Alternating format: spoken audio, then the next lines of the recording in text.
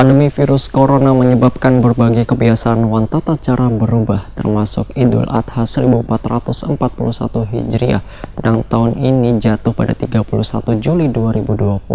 Akan jauh berbeda dengan tahun-tahun sebelumnya, pelaksanaan ibadah kurban tetap menerapkan protokol kesehatan, termasuk meminimalisir terjadinya kontak langsung bagi panitia kurban, wan penerima daging kurban.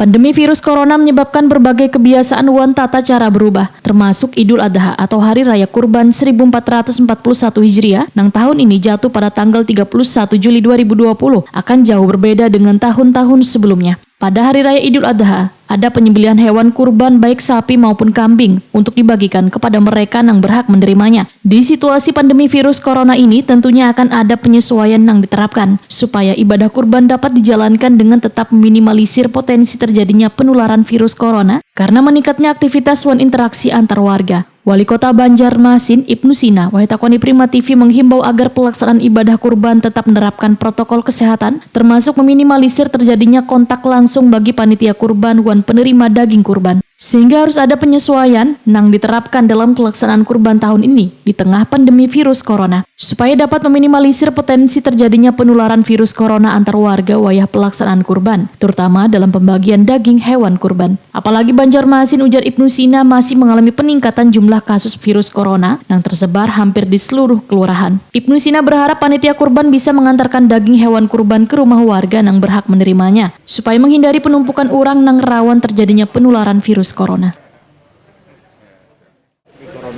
Ya, memang dari tim gugus belum rilis ya panduan dari Majelis Ulama ataupun juga ormas keagamaan. Tapi yang jelas protokol COVID harus ditegakkan, protokol kesehatan harus ditegakkan.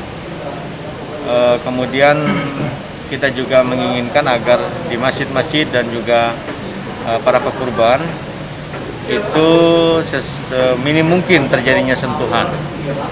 Nah, termasuk juga nanti dalam aspek pembagiannya, syukur-syukur bisa diantar gitu, tidak sampai kemudian orang numpuk, ya kemudian berjubel-jubel. Ya, ini itu dikhawatirkan terjadi penularan.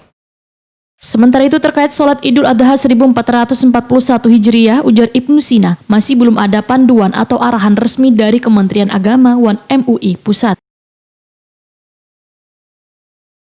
Terkait dengan pelaksanaan sholat Idul Adha-nya sendiri, ya sampai sekarang belum ada panduan apakah seperti Idul Fitri kemarin, ataukah kita bisa melaksanakan sholat Idul Adha baik di masjid ataupun juga di lapangan. Ya, itu kita sambil menunggu dari Kementerian Agama dan juga dari Majelis Ulama.